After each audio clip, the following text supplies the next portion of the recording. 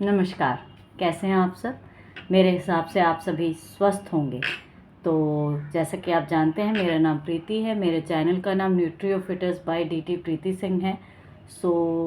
मैं क्या करती हूँ, मैं लोगों का स्वास्थ्य और जीवन शैली में सुधार लाके उनको अच्छी सेहत का तोहफ़ा या गिफ्ट उनको देती हूँ।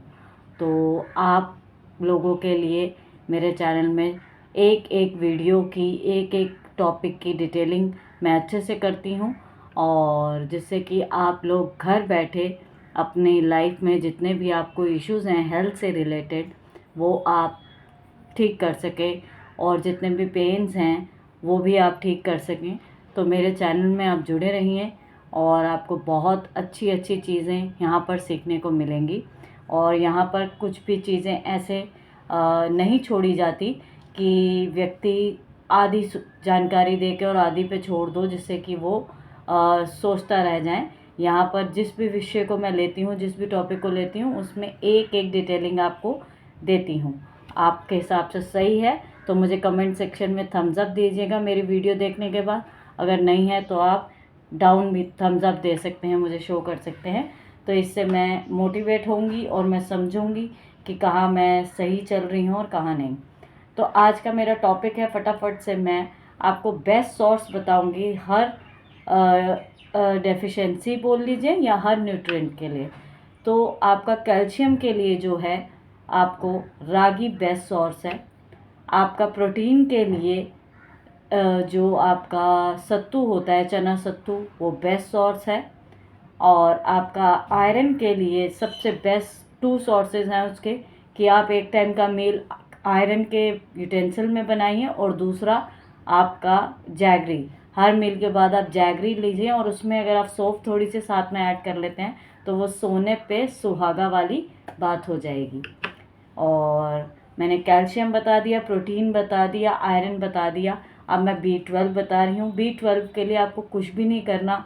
सबसे पहले आपकी गट हेल्थ को हमने सही करना है। गट हेल्थ सही होगी तो ऑटोमेटिकली B12 आपका एसिमिलेट होना शुरू हो जाएगा। और B12 आप जानते हैं इतना सा सिर्फ हमारी बॉडी को चाहिए होता है, तो आपको ज़्यादा उसके लिए कुछ करना नहीं पड़ता, बस आपकी गट हेल्थ ठीक करनी होती है।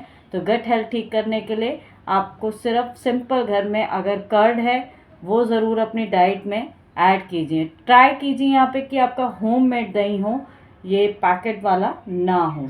No for packet food, homemade food good. आपने कर्ड आप ऐड कर सकते हैं, और आप फर्मेंटेड कोई भी आइटम ऐड कर सकते हैं, लाइक डोसा, इडली, और आपका जितने भी ये कांजीज़ वगैरह होती हैं, तो ये आप ऐड कर सकते हैं अपनी डाइट में। कांजी भी एक तरीके से फर्मेंटेड ड्रिंक ही होता है, तो आप इन चीज़ों को अपनी डाइट में ऐड कर लीजिए। और इसके बाद में आपका जो गट हेल्थ है वो ऑटोमेटिकली अच्छे बैक्टीरिया आपकी बॉडी में बनाना शुरू कर देगी। तो ये हो गया आपका B12 का सोर्स।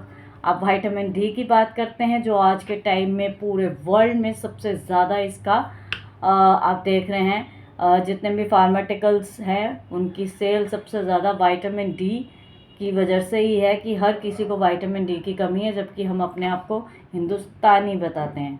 भारतीय होके हिंदुस्तान में सूर्य देवता रोज़ मॉर्निंग में आपको सनशाइन देते हैं, तो वो तो आपने 10 मिनट्स की लेनी है। ये सबसे बढ़िया वो है कि अपना वर्कआउट को आप सनशाइन में कीजिए, आप अपनी वॉक को अर्ली मॉर्निंग के सनशाइन में कीजिए, तो ये विटामिन डी का बहुत अच्छा सोर्स है।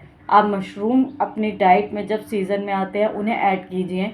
बेसिकली जितनी भी चीज़ें हैं जो हम धूप मतलब जिसमें लगती है प्रॉपर और उसकी प्रिपरेशन होती है, चाहे वो आप वेजिटेबल्स देख लीजिए, जितने भी होते हैं हम खाते हैं, ऐड करते हैं अपनी डाइट में, उनमें कहीं ना कहीं थोड़ा बहुत विटामिन डी ज़रूर होता ही है। जैसे मशरूम्स हैं वो प्रॉपर सॉइल में उगते हैं और प्रॉपर, तो वो विटामिन डी का एक अच्छा सोर्स है। वैसे डायरी प्रोडक्ट्स हैं आपके वो भी जो विटामिन डी का एक अच्छा सोर्स हैं, तो वो भी आप अपनी डाइट में ऐड कर सकते हैं। बट सिंपल है कि आप धूप लीजिए, और बाकी आप जो वेजिटेबल्स वगैरह अपनी डाइट में, ग्रीन वेजिटेबल्स हैं जैसे, वो अपनी डाइट में ऐड कीजिए। तो इससे काफ़ी आपको विटामिन डी की जो डेफिशिएंसी है वो काफ़ी हद तक आप करेक्ट कर पाएंगे। अब यहाँ पे मैं बात कर लेती हूँ फॉलिक एसिड की, जिंक की, कॉपर की, ये माइनर से मिनरल्स हैं बेसिकली। ये आपको अपने प्लेन वाटर के अंदर ही मिल जाते हैं, तो इसके लिए आपको ज़्यादा झंझट करने की ज़रूरत नहीं होती है। तो ये जितने भी मिनरल्स हैं आपको वो आपके वाटर में मिल जाते हैं, और जितने भी ये मिनरल्स हैं आपको आपके कोकोनट वाटर में मिल जाते हैं।